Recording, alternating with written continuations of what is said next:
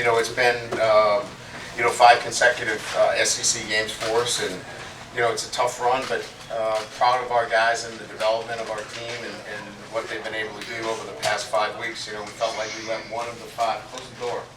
Close the door. I think we let one of them get away, but I love the response and the bounce back by our team. And tonight, we played really well. Got off to a good start. That's a good football team that we beat tonight, and beat them in a manner that doesn't happen quite often. So proud of our guys. They had a great mindset.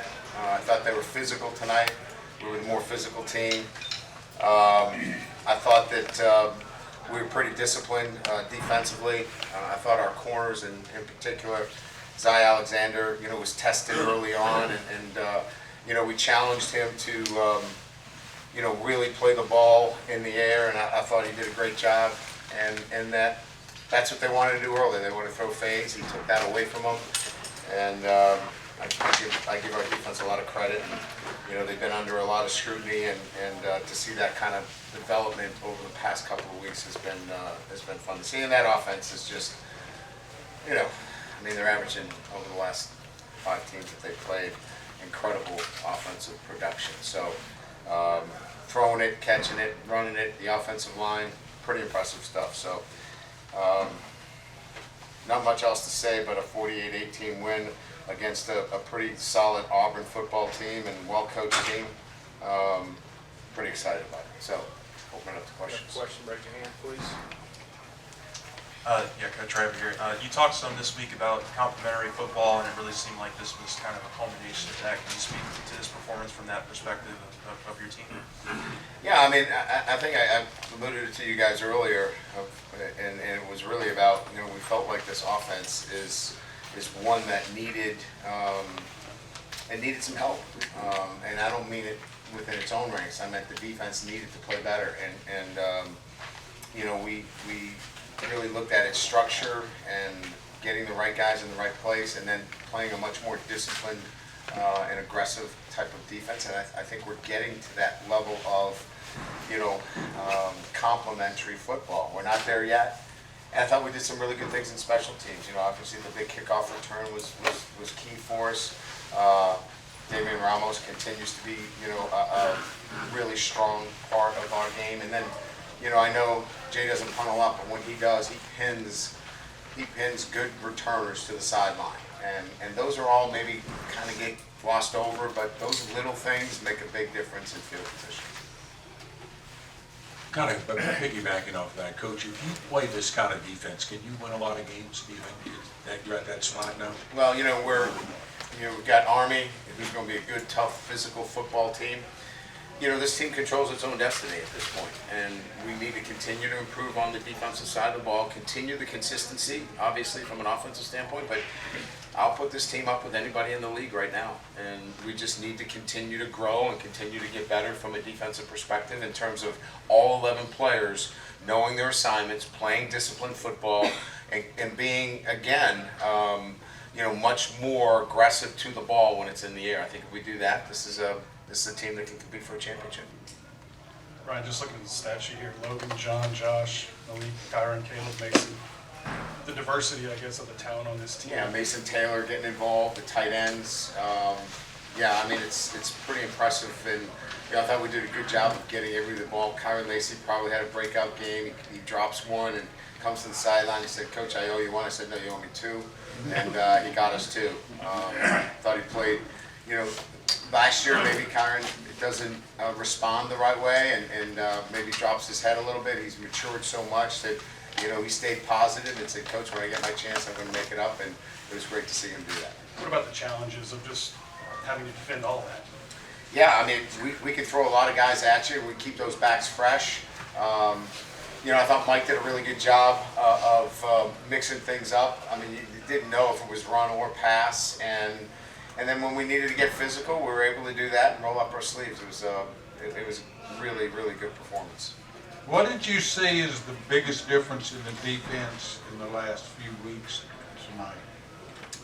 Well, it starts with each player now understands the whole structure of the defense. As I've said to many people that have been at these press conferences, you know, we were searching for the right defensive structure. We were moving Harold Perkins all around. We were in 3 down. We were in some 4 down. We've committed to 4 down with Harold at the sandbacker position, so everybody now is comfortable in knowing what their assignments are. When you can get your cleats in the ground and play defense, run, hit, and get excited, I know those sound like cliches, but that really helps with the confidence of the group. And then I think we're playing the ball better in the air in the back end. One more. You seem to have a lot of penalties tonight, putting your offense in some bad down and distance, but for the most part, you seem to overcome them. Is that a good sign? Yeah, you know, it was interesting. The penalties were cadence penalties. You know, we never think that verbal is going to be an issue, a verbal cadence at home, but it was even loud at home that we had to switch to nonverbal.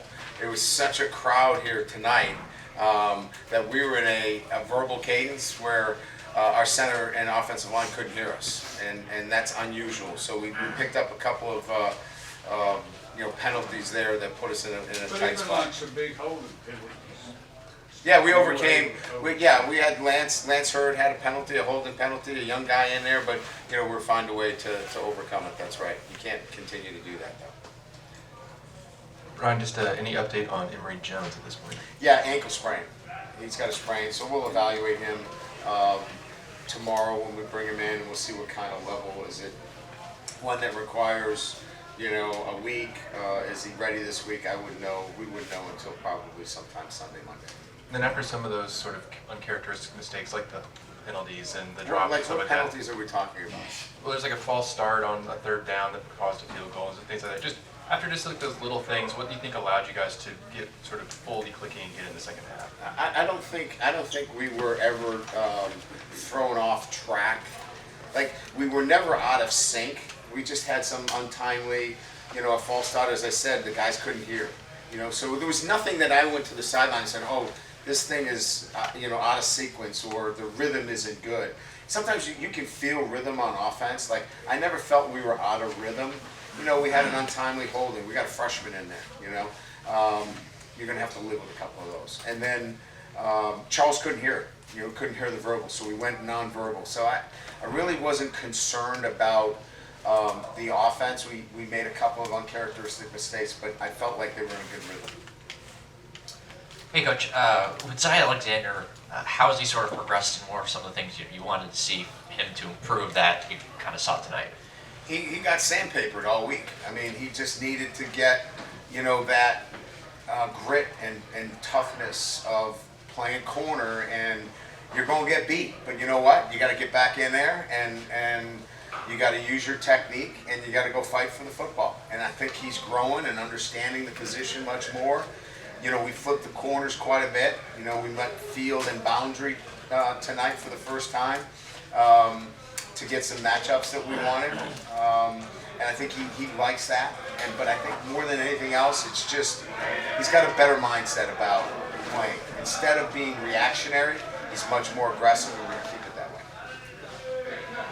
I know Lance got the holding penalty, but how did he play overall? It seemed like, for a guy who stepped in for almost a whole game and hadn't played that many snaps, he must have played pretty well. You know, they brought a lot of pressure when he came in the game at his side. They brought a lot of edge pressure. He was really good. I mean, he's long, he's athletic, he has a great set. You know, there'll be things that he can clean up, but that's a plug-and-play guy. That's a guy who can go in, you know, when you lose one of your top guys, and you can look around and go, okay, we're going to be okay here. But there's things that we're going to have to clean up with him, but that's a nice player to come off the bench and put in there. Coach, you worked in Caleb Jackson a little bit. How is he coming in terms of, you know, learning the game of football like you talked about and maturing as a freshman? Yeah, I think he's doing a nice job, actually. There were a couple of things tonight that he did that were part of his growth and development in the run game and pass protection. So it was nice to see you know, that kind of development 6 games into it. He's going to be a fine player. He's just learning and then you're seeing that kind of take shape and form out on the field. And that's why I think Frank is Coach Wilson is much more comfortable putting him out there later in the game in the third and fourth quarter. John Emery had a tight Achilles. That's why he came off. It's not. It doesn't seem to be a major issue, but he ran hard, and it was good to get all those guys some action. Coach has time for 2 more. Carl. You mentioned Mike Denbrock earlier. We probably haven't talked enough about him with the job this offense is doing. What have you seen in him and his usage and play calling so far this year? Yeah, I think there's a couple of things. One, the consistency in what we're doing and how we're doing it based upon, running the ball, playing physical up front, and then, taking shots all over the field and getting the ball to the playmakers. The playmakers, look, this game is still about getting the ball to the guys that can make plays. And so you can see all the touches that Malik Neighbors is getting. BT didn't get as many tonight. Kyron got some of them, but he targets the playmakers, and that's what you have to do. And when you have these guys, because you're not going to have them very long, get them the ball and let them do their thing. And I think Mike has been around long enough to know you don't get many chances at these kinds of players, and get them the football and watch them play. Peter, you got the last one. Hey, Coach, the tackling seemed to have continued to improve, especially in this game. Has that just been more of a matter of reps, or is there anything that you guys have been doing differently?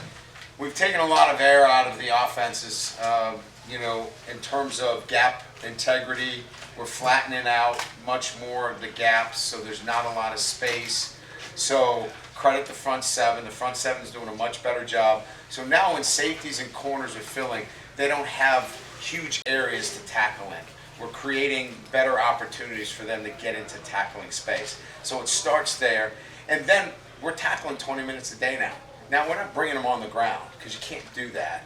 But we are fundamentally working on tackling every single day until we are in a position where we feel like we're going to tackle the football the right way. And that was the commitment that we had. We have to be able to continue to get better defensively, and those are kind of the priorities. Great, Coach. All right, thank you.